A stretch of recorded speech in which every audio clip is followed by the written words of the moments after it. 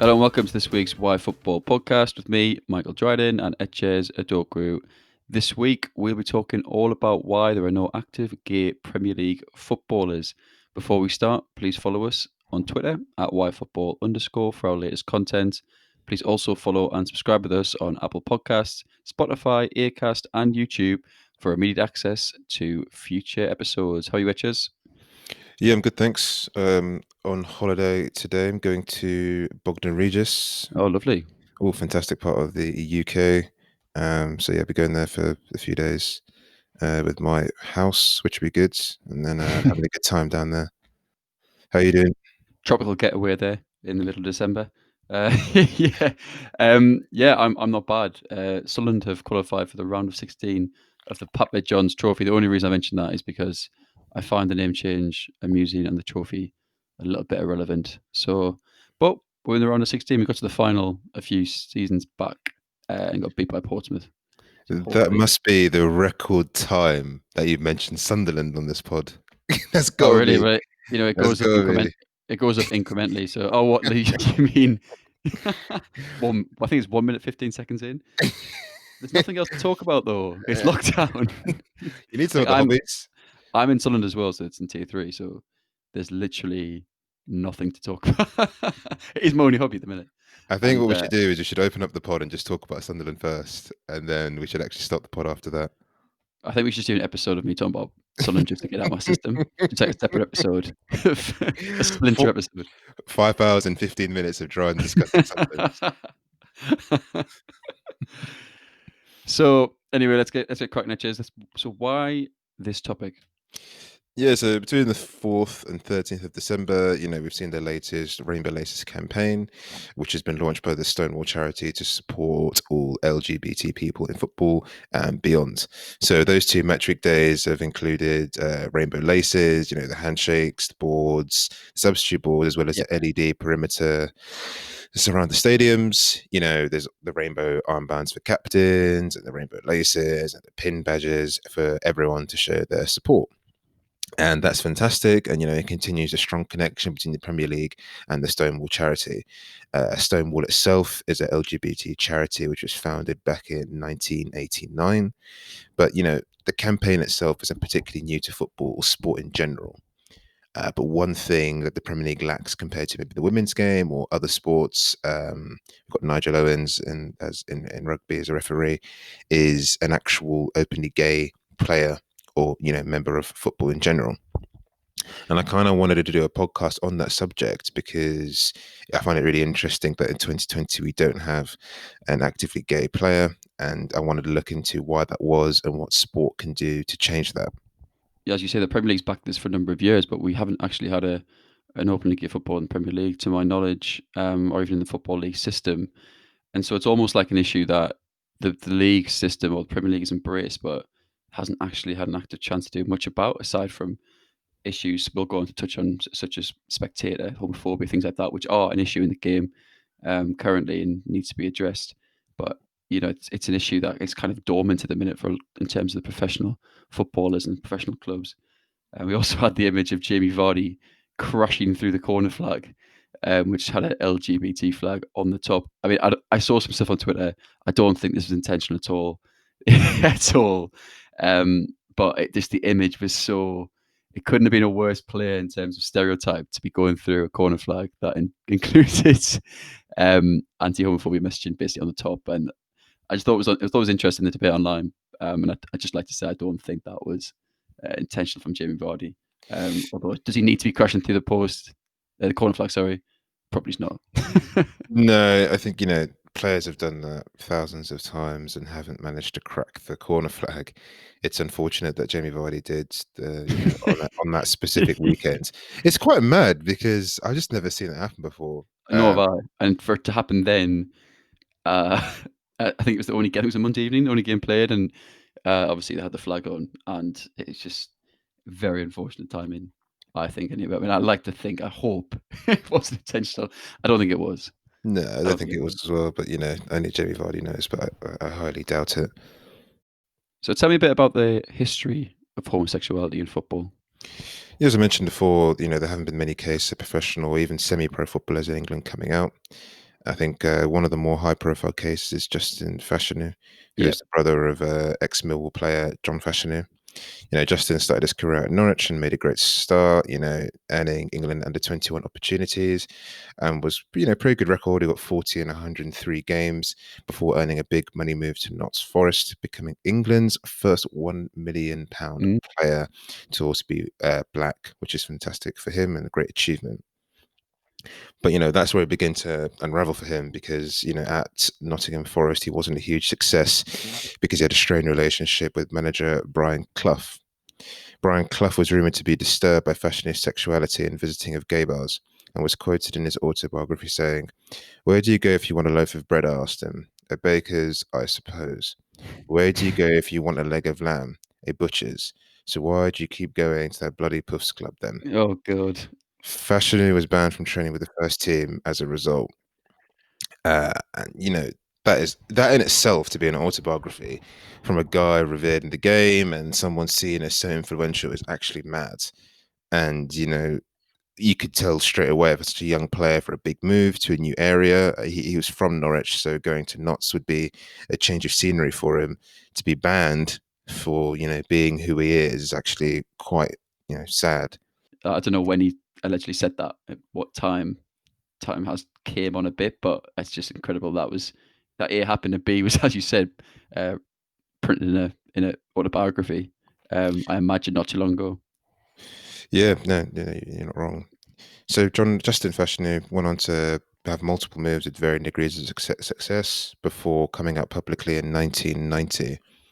Fashanu went on to state that while his teammates are warm to him, they often joked about his sexuality in a malicious way, and he was constantly abused by fans.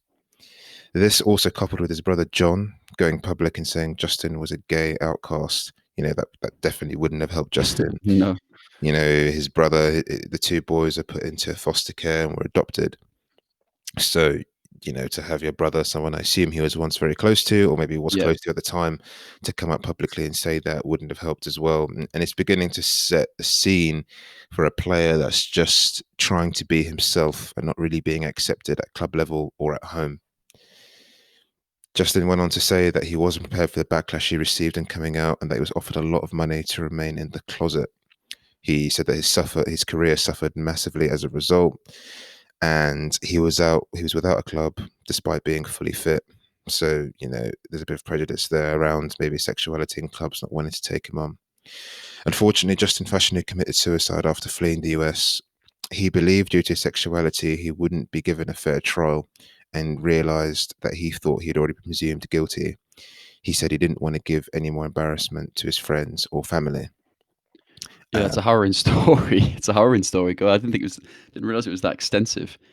Um, and so high profile as well in terms of how good he was as a player. I think this is probably lost in that story. I think many people are aware of that story and of John Fashanu and his involvement with Wimbledon, and then obviously his brother and his condemnation of his brother and the ultimate suicide. Um, but the fact that he came out, that story happened, and I think since then, to my knowledge, we haven't had another high profile, um, player come out as being gay. Perhaps that's why. Perhaps the experiences of Justin Fashanu have just struck fear into the hearts and minds of so many people or so many players that had considered coming out. Yeah, I think English football has a really bad way of forgetting bad things that have happened. So Mm. this is one of those stories that you don't really hear a great deal about when actually when you research into it is extremely sad. And I think you're right, this would stick in the minds of a lot of, potentially gay footballers out there because it ended with someone unfortunately losing their life just trying to be who they are, which is a shame. No, it's an absolute travesty, really. Um, so, Etches, what are the other examples of footballers coming out to have played in England? Well, there's probably the most high-profile one is Thomas Hitzelsberger, aka the Hammer, who represented Aston Villa, Stuttgart, Lazio, West Ham, Wolfsburg, and Everton. He actually came out after retiring, stating that he was advised not to come out whilst playing due to backlash. He's now the sporting director at Stuttgart, which you know very well from your Football Manager days. Um, Yes, I do. Yes, I do. I won't go so into that. I've already bored everyone about Sunderland, so thank you, John. You're too kind. Former Leeds United player Robbie Rogers retired after coming out at 25, stating he retired due to avoiding the pressure and scrutiny from the press and fans, who he referred to as the circus. Rogers said, quoting, "Are people coming to see me because you're gay? Would I want to do interviews every day where people are asking, so you're taking showers with guys? How's that?" That's that would happen in football as well. Yeah. It's a serious game, but there's so much maturity as well alongside that. I imagine the pressure from the press as well. I mean, to be an openly gay footballer would receive unwanted attention enough, never mind being the first one to come out, and it would overshadow your career, wouldn't it? I mean, we've talked about this in a similar regard, I think, previous podcasts in regard to the race argument. So you've got someone who's openly anti-racist or is against the system in some way, almost a dissident or a rebel. And football clubs and sponsors don't want that within them in a sense, and that would kind of become the same thing with arguably the first gay football. I mean, they wouldn't become a rebel, but I think it just the attention that would surround it would, affect that person's career. And so it doesn't surprise me that someone like Robbie Rogers at that age, 25, I mean, that is when a player starting to get into his prime. Mm. And he's felt that, because of the media, because of the toxicity in the game, he's been unable to come out, unable to continue his career, and he could have played for another 10 years. I mean, it is really sad. Yeah, it is very sad indeed. But as I said, the media, the fans, the way football is, it just makes it such a difficult place to really review sexuality, and that kind of has to Mm. change. There are other examples of players trying to come out over the years. We had an instance in 2015 where a former England international and another Premier League player were rumoured to be considering coming out publicly. They had told friends and family and were in talks to the FA, but in the end, they didn't feel the time was right and opted Mm. not to come out. The PFA chief executive, Gordon Taylor, told a paper they have their confidentiality, which must be respected until they choose otherwise. Equality is at the forefront of our agenda. As their union, we will expect they are treated with respect they deserve for the decision to come out. We hope the football community, including the media and the fans, can set an example that others will follow. The game should be ready now to accept this. Mm. Which is obviously a fantastic set of Yeah. words, but whether people follow it or not Mm. is another, another instance. We also had the huge saga with the gay football Twitter account, which was an unconfirmed Twitter account of a championship player who was alleged to have told his club and family he was gay, and was going to reveal who he was to the public via Twitter. There was a lot of hype built around his profile, and there are loads of tweets and comments of him saying he's going to release it on X number of days. And in the end, he said he wasn't strong enough and opted not to come out. It's alleged because it wasn't really confirmed if it was Yeah. true or not. Some people said it wasn't. It was just done by people to get some hype, which would be very terrible if that's Yeah. true. But that was one of the examples. We very recently had a Premier League player write an open letter discussing his fear of coming out to his club. He went on to say that he's gay. Even writing that down is a big step for him. Only his family and a select group of friends are aware of his sexuality. He doesn't feel ready to share it with his team Mm. or manager. He went on to add that he's afraid to have a long-term partner due to the trust he needs to have in someone due to Yeah. his job. That the homophobic chants and prejudice in football clearly highlights that now is not the time to come out. I think one thing I wanted to highlight is this isn't just a problem in English football. Yeah. You could sit here and think, oh, maybe in the Nordic countries it's much easier, or maybe in Germany it's much easier. But the problem, is across Europe that there's a dearth of gay footballers in general. There's a handful of ex-American pros, an Australian player, Swedish player, but there aren't significant number of gay players in the game in general, full stop, rather than just a particular country. Absolutely no. Yeah, it's interesting you mentioned homophobic chanting. I think because I just find it crazy that chanting exists in that form when I mean and they shouldn't exist anyway. But there aren't actually any openly gay footballers. You've already got chanting, and you've already got homophobia that exists in the game, even though there isn't any openly gay footballers on the pitch. So it's not even a target there, but it still exists. And I think that shows how much of a problem that will then be, or could then be, should there actually be openly gay footballers. And what I found interesting was Hector Bellerin was actually on Sky Sports, on a Sky Sports piece last week. He was along with members of the Gay Gooner Society, And he was talking about how he had been a target of homophobic abuse. I mean, despite the fact he's a heterosexual man, openly a heterosexual man, and that was because of the way he looks, the way he dresses. He's very interested in fashion. He doesn't, you say, look like your typical, or what is perceived or expected to be your typical kind of straight and narrow footballer. He kind of is a bit more outspoken about liberal values or social values as well. So he doesn't kind of he's not someone who's a rebel in any way, but he doesn't necessarily fit the straight and line. Yeah, almost like I don't want to stereotype of the Harry Kane kind of keep your mouth shut, look a certain way, do a certain thing, kind of I don't know, kind of image. And so I think he's been the target of that, which is a real shame. And the members of the Gay Gooners Society that were on there spoke about how they had observed and experienced homophobic abuse whilst following Arsenal. And one spoke of leaving the stands. I think it was away at Chelsea. I think he spoke of missing an Aubameyang goal. I can't remember which game he was referring to. Um, and he missed that goal because he asked fans to stop chanting homophobic chant. I don't know what chant that was. It wasn't aimed at him. It was aimed at the opposition, but they didn't do so. They said they'd already always chanted that, so why should they stop? Which is it's just kind of a kind of epitomizes the problem of issues like this in football.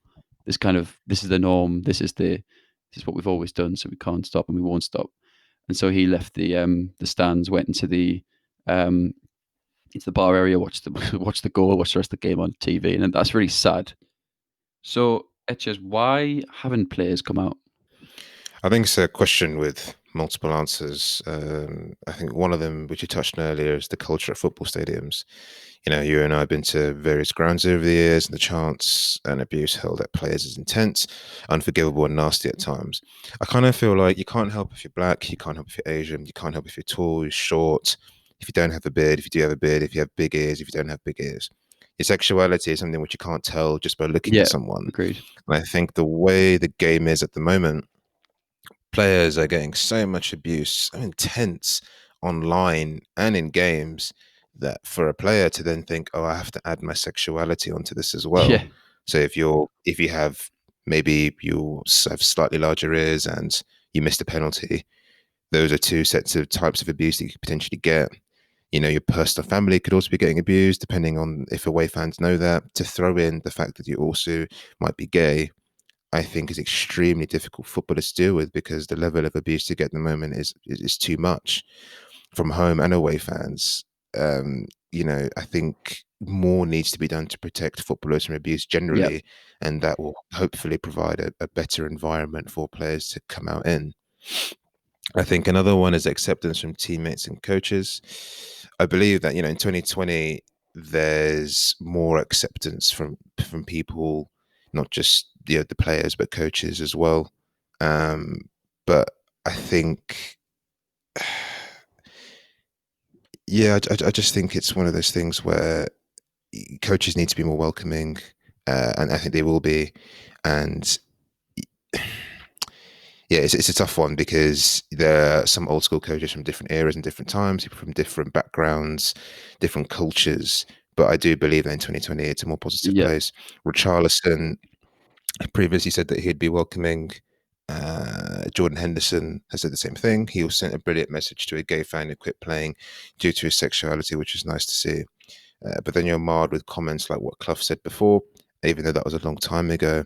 And in more recent times, Felipe Scolari said in the lead up to 2002 World Cup, if I found out that one of my players was gay, I would throw him off the team. It's crazy. I mean, well, I'd like to actually see that tested if it was, R9 Ronaldo, Rivaldo, and the rest of the. I'd like to see if that was actually would actually be Yeah. tested. But yeah, I think the worry is just that, Scolari went on to manage Portugal and Chelsea and is still managing today. So has he changed his views? mm, Only Scolari knows, and you'd hope so in the changing times, but that would affect the player's thought process. If your coach isn't going to accept who you are because of his beliefs, whether they're very strong Christian views or whether they're whatever views they may be, then that's going to wear on your mind because that can impact your career. A more recent example of a player was when Antonio Cassano at Euro 2012 hoped that there were no gay players in the Italian squad. He later it's apologized. just And, such an irrelevant comment. it's crazy, and the thing is, there's one thing thinking it's the coach because the coach, impacts whether you play or not.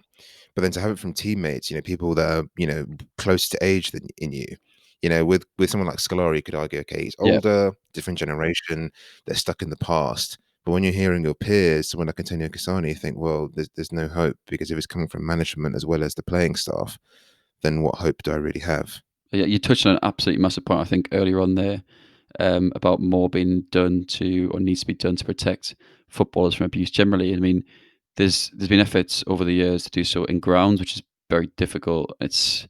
But online is where it is more kind of rampant, and we've seen that with racial abuse over the last couple of years. It seems to have ramped up, but it seems to be that there seems to be no regulation there. Like it seems like you can create an account on Twitter.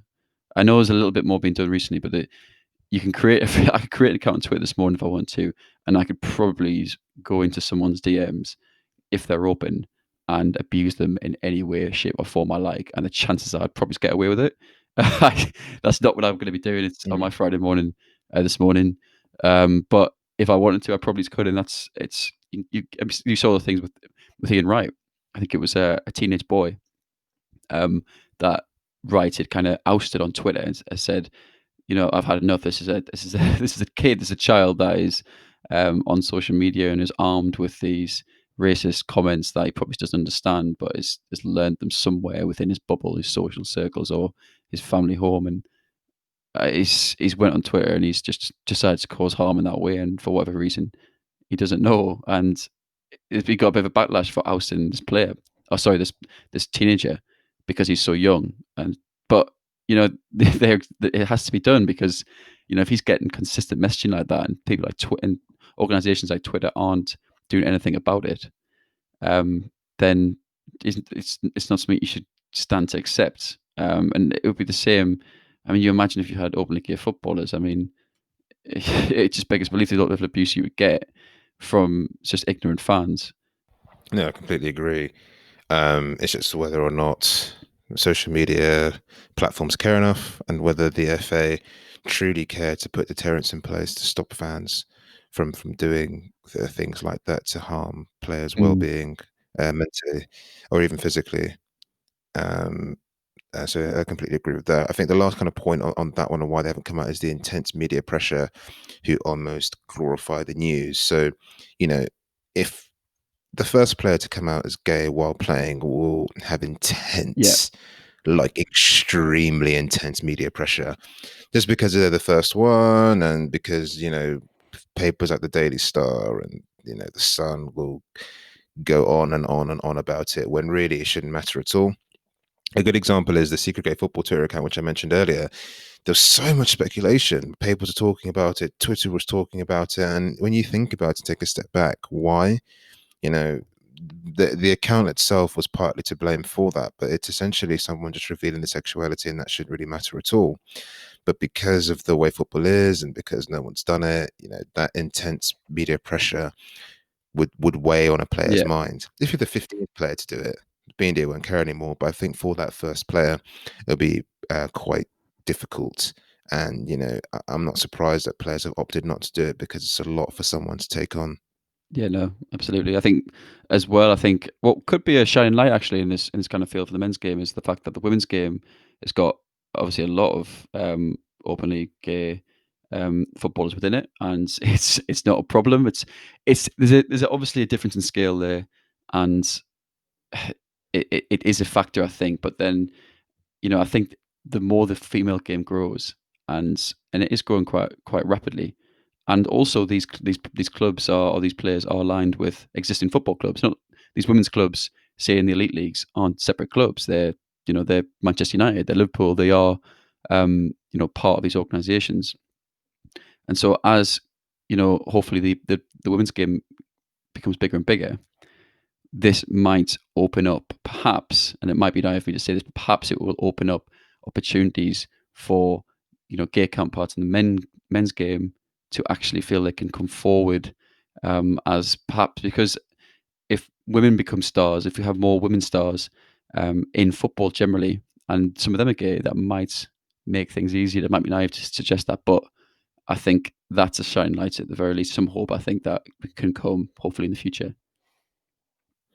Yeah, I think the problem is the stereotyping around being gay. It's always seen as something more feminine, Oh, and that absolutely, yeah. football is a macho game, which doesn't include that when it's just a wrong stereotype to begin with. And therefore, I think in the women's game, who are obviously feminine because they're female, it's slightly different. And I think that's the prejudice and stereotype which needs to, be eradicated, because that's part of the problem. It's like, it's almost as if you can't be gay and be a footballer because gay people aren't manly enough, Yeah. and that's completely Mhm. false. And that's kind of something which needs to change, and only can change if we have more, gay people come out and prove that that's not the case. Yes, to wrap things up, Dran, I wanted to kind of discuss as to whether we'll see an active gay Premier League player soon.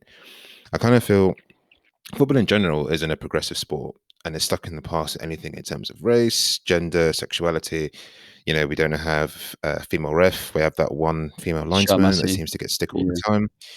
That gets stick quite a lot of the time. We have issues with race in terms of the lack of black managers or lack of black members of the FA, and the same thing comes to sexuality as well. We, it's just not really a sport which is looking to really move with the times. And how do you kind of change that? I mean, Amal Fashanu, who has set up the Justin Fashanu Foundation, says she knew of 7 gay Premier League players, but obviously they didn't want to come out, and it highlights how Mm. hesitant players are into revealing their sexuality. I think the way to change that is, first of all, someone has to come out to become an idol for other gay players. That's a big, big task Yeah, and a big, yeah. big burden. But I think once that player does that, I think they'll motivate a lot of players, not just in our game in England, but across Europe and the world. I also think, the way our society is, it'd be a lot for that person to take on, but I believe it's possible. I think the more needs to be done from the FA. I think structurally, football in this country is difficult. I think more needs to be done for if that player were to come out, or steps need to be put in place so that fans can't get on this person's back. But that's also a big Yeah. task. So the only way to do that is bigger fines, not just for sexuality, but for race and gender as well. More needs to be on social media platforms, but the problem with that is that's not the Premier League's problem. The Premier League don't control Twitter, the Premier League don't control Facebook, and to get them involved in that is a whole nother kettle of fish, which I think is quite difficult to achieve. But I think if that is done, if that is possible, whether more is done to tackle fans' abuse and clubs are supportive, which I believe they will be, and online abuse reduces, then I think it is possible for there to be a gay Premier League player soon. And more people outside of football in the general society in the world are feeling comfortable to do so. I believe it's only a matter of time until major sports follow suit. Yeah, no, agreed. I think as well, touching on that point from the Premier League and the FA, I think they need to be supportive and almost proactive in terms of their messaging, which perhaps they haven't done with race. In terms of if they're aware that there is a footballer or a handful of footballers that are planning on coming out, there needs to be messaging and just messaging that needs to go out to the community as a whole and to the fan bases as basically a showing of solidarity prior to this happening, to trying to get that message out there that we are inclusive sport. But I think more importantly, potentially to how this may happen is, or this could happen, is also organisations like the Premier League showing support in terms on a commercial basis as well. Because if you think, like, for example, the Premier League is a global brand and is shown across the world. It's shown in the Middle East, for example, where in some nations, not to stereotype, in some nations you do have um, sentiments against gay people, for example, that aren't positive, how will that affect the Premier League's brand in that country? And that will be a consideration for these organisations. And it shouldn't be, but it will be. Mm. And so, is the Premier League, for example, willing to the Premier League willing to risk its brand, its commercial revenue, its growth? All right, well, we'll wrap things up today. Cheers. Thank you very much for your research this week. It's a very stimulating discussion on another really key issue in the game that's came to light with the Rainbow Laces campaign that has been ongoing in the last couple of weeks. Thank you all for tuning in. And yeah, don't forget to subscribe with us on all platforms. And yeah, give us a follow on Twitter as well. Cheers, guys. Cheers.